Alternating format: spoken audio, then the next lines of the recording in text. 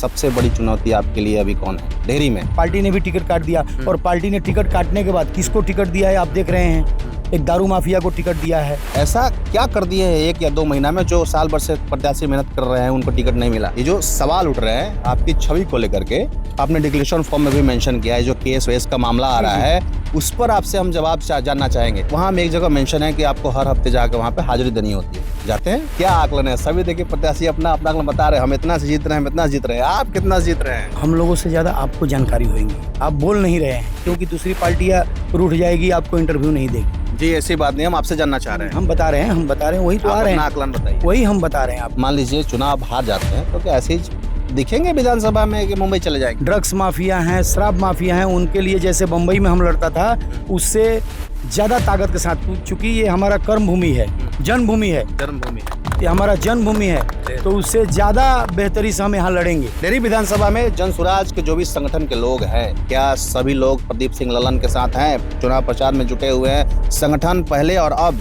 कैसा है? देखिए बिहार विधानसभा चुनाव के मद्देनजर तमाम जो प्रत्याशी हैं अपने अपने क्षेत्र में जनसंपर्क करिए, चुनाव प्रचार करिए, लगे हुए हैं। देखिए अभी रात्रि के 12 बज रहे हैं और 12 बजे भी प्रत्याशियों का प्रचार जारी है।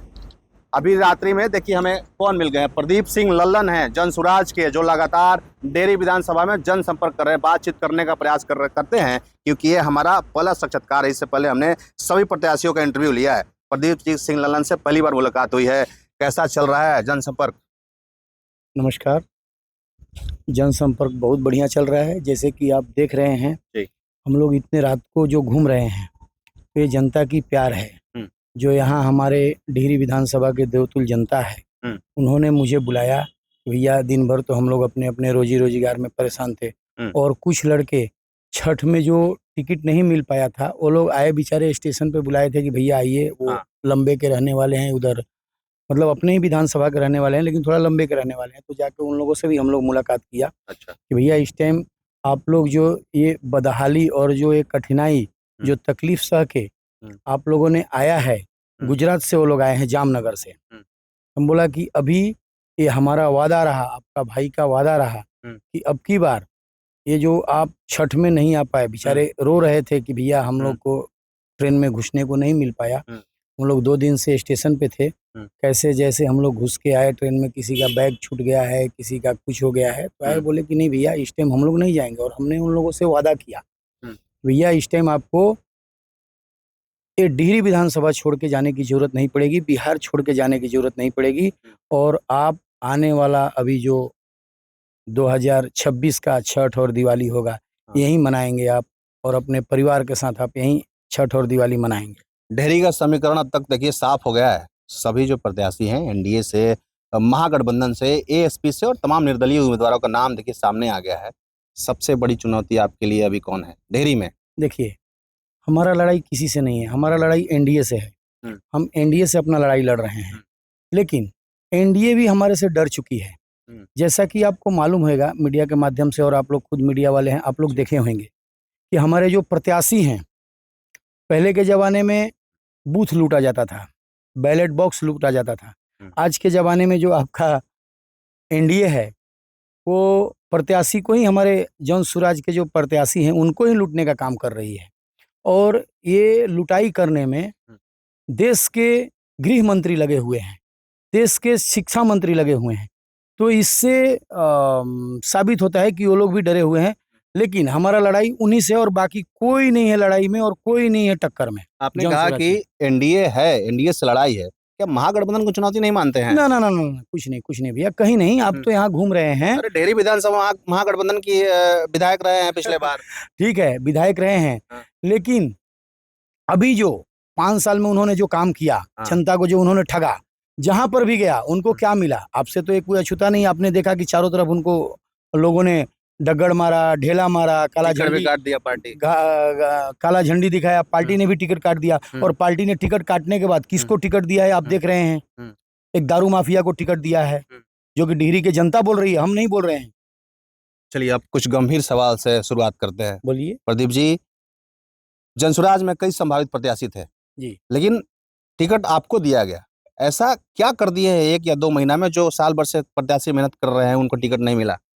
देखिए भैया, ये तो पार्टी का विषय है, लेकिन जब से मैं जन स्वराज में आया तब से हम अपने दिलो जान से, अपने लगन से, चूंकि ये जन स्वराज का जो मिशन था, जो जन स्वराज की सोच है, उस सोच से हमारी सोच मिलती थी। तो हमने दिन रात एक करके, जितने ही अभी समझिए सब लोग थे, किसी ने 20 की स्पीड में गाड़ी चला रहा था, किसी ने 50 की स्पीड में चला रहा था, हम 120 की स्पीड में गाड़ी चलाया। अच्छा। और जितना भी हमको पार्टी की तरफ से, हमारी संगठन की तरफ से जो भी हमको दायित्व दिया गया, उसको हम बहुत पुरजोर तरीके से और बहुत अच्छे से हमने उसको निभाया। तो कुछ ऐसे चीजें होएगी जो कि पार्टी ने देख के हमको और यहाँ का डिहरी विधानसभा का दायित्व हमको संभालने को दिया, इसीलिए टिकट मिला। हाँ, स्वाभाविक सी बात है। निश्चित तौर से ये आप भी सोशल मीडिया देखते होंगे, ये जो सवाल उठ रहे हैं आपकी छवि को लेकर के, आपने डिक्लेरेशन फॉर्म में भी मेंशन किया है, जो केस वेस का मामला आ रहा है, उस पर आपसे हम जवाब जानना चाहेंगे, जो आप ही के पार्टी के लोग सवाल उठा रहे हैं। एकदम सही बात है भैया, जो यहाँ पर रहकर और खाली दलाली का काम करेगा, बालू माफिया के साथ मिलके जाके पुलिस मैनेज करने का काम करेगा, सीओ का मैनेज करने का काम करेगा, तो उसके ऊपर एफआईआर कहाँ होगा? हमारा एक भी एफआईआर यहाँ का डिहरी विधानसभा का या पूरा बिहार का नहीं है जी। हमारा एफआईआर मुंबई का है। मुंबई में हमारे ऊपर एफआईआर क्यों हुआ? क्योंकि हम बिहारियों का एक आवाज बना था। बिहारियों के साथ गलत हो रहा था, हमारे बिहारियों को मारा जा रहा था, प्रताड़ित किया जा रहा था पुलिस के द्वारा, वहाँ के प्रशासन के द्वारा। जाके हम वहाँ पे आवाज उठाया। आपने एफआईआर में देखे होंगे जो भी धाराएं लगी हुई है, उसमें क्या है? एक है कि भैया ये सरकारी कामों में बाधा डाला। आपने किसी बिहारी को ऐसा ही मार रहे हैं, उसको कुछ बता नहीं रहे हैं, कुछ गुंडे आके उसको मार रहे हैं कि ये बिहारी है। बिहारी होना क्या गुनाह है? जाके वहाँ मेहनत करके अपना काम रोजी रोजगार कर रहा है, तो क्या ये गुनाह है? हमने जगह अपने मेहनत से, अपने पैसे से कमा के जगह खरीदा है, दूसरे बिल्डर ने आके वहाँ गुंडागर्दी करके और हमारा जगह हड़पेगा और वहाँ मैं हमारा आवाज उठाऊंगा, तो ये क्या गुनाह है? हमने बिहारियों का आवाज उठाया, इसलिए हमारे ऊपर एफआईआर हुआ। और मुझे फक्र है कि हमने बिहारियों का आवाज उठाया और हमारे ऊपर एफआईआर हुआ। वहाँ पर जो डॉक्यूमेंटेशन जो दिखाया जा रहा है सोशल मीडिया पर, वहाँ में एक जगह मेंशन है कि आपको हर हफ्ते जाकर वहाँ पे हाजिरी देनी होती है, जाते हैं? भैया ऐसा है, देनी होती है नहीं, देनी थी। जब मुझे एंटी सेफेटरी बेल मिला, कानूनी प्रक्रिया से हमने जब गुजरा, जब एंटी सेफेटरी बेल मिला, तो उसमें एक टाइम बाउंड था कि भैया आपको इतने दिन तक जाके वहां पर पुलिस स्टेशन में, एक हमारे जिला से अलग के दूसरे पुलिस स्टेशन में जाके आपको वहां हर संडे को एक बार वहां अपना साइन करके और आना है, हाजिरी देना है। मतलब आपने जो बोला वो टाइम खत्म हो गया, अब वो प्रक्रिया नहीं चल रहा। अब वो प्रक्रिया नहीं चल रहा है, कोर्ट ने उसमें कर दिया। डिहरी विधानसभा में जन स्वराज के जो भी संगठन के लोग हैं, क्या सभी लोग प्रदीप सिंह ललन के साथ हैं? चुनाव प्रचार में जुटे हुए हैं। संगठन पहले और अब कैसा है प्रदीप जी? भैया पहले से अब, पहले से भी और ज्यादा अब संगठन एक्टिव होके काम कर रही है, जैसे कि आप देख भी रहे होंगे। और कोई भी, सब जितने संगठन के लोग हैं सब प्रदीप सिंह के साथ हैं और सब जन स्वराज के साथ हैं। जन स्वराज के साथ है। तीसरा विकल्प जो कहा जा रहा है बिहार में कि इस बार लोगों के पास जन स्वराज तीसरा विकल्प के रूप में है। अभी तक जो भी समीकरण सामने आ रहा है, जो भी चुनाव प्रचार, और उसको देखते हुए क्या लग रहा है, जन स्वराज तीसरा विकल्प बन पाएगा क्या इस बार? भैया इसके बारे में हम लोगों से ज्यादा आपको जानकारी होगी। आप बोल नहीं रहे हैं क्योंकि दूसरी पार्टियां रूठ जाएगी, आपको इंटरव्यू नहीं देगी। जी ऐसी बात नहीं, हम आपसे जानना चाह रहे हैं। हम बता रहे हैं, वही तो आ रहे हैं। आकलन बताइए। वही हम बता रहे हैं आपको। हमारी आकलन ये है कि जब तीसरा फ्रंट हमको नहीं मान रहे हैं वो लोग, जैसे कि आप बता रहे हैं, तो क्यों इतने डरे हुए हैं? हमारे प्रत्याशियों को क्यों डराया धमकाया जा रहा है? अभी हमारे सूत्रधार जो प्रशांत जी हैं, उन्होंने बताया ना कि और 14 जो प्रत्याशी हैं उनको डराया धमकाया जा रहा है कि अभी भी लाइन से आप निकल जाओ। तो जब हमारे से डर ही नहीं है तो आप क्यों ये सब चीजें कर रहे हैं? भैया हम लोग आ रहे हैं 14 तारीख को, हम लोग अपनी सरकार बनाएंगे और बड़ी भारी मतों से हम जीत रहे हैं, पूरे बिहार में जीत रहे हैं। हम 243 पे जीत रहे हैं। 243 में से समझिए 3 तो हम लोग हमारे इसको ही लूट लिए हैं। हम लोग 240 पे जीत रहे हैं।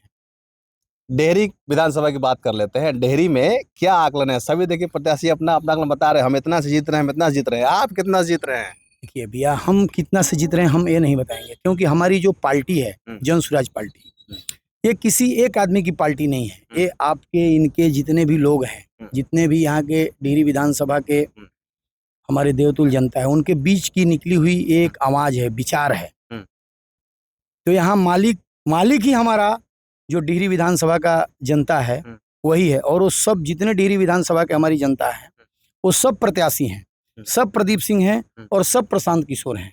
अच्छा प्रदीप जी, मान लीजिए चुनाव हार जाते हैं तो क्या ऐसे ही दिखेंगे विधानसभा में कि मुंबई चले जाएंगे? अरे भैया, हम कभी भी, हम आपको क्या बताया, हम यहाँ पे भी रहेंगे तो जो हमारे बिहारियों के लिए जो यहाँ पे बालू माफिया हैं, ड्रग्स माफिया हैं, शराब माफिया हैं, उनके लिए जैसे बम्बई में हम लड़ता था उससे ज्यादा ताकत के साथ, चूंकि ये हमारा कर्म भूमि है, जन्मभूमि है, ये हमारा जन्मभूमि है, तो उससे ज्यादा बेहतरी से हम यहाँ लड़ेंगे, लड़ते रहेंगे डेहरी में, एकदम लड़ते रहेंगे।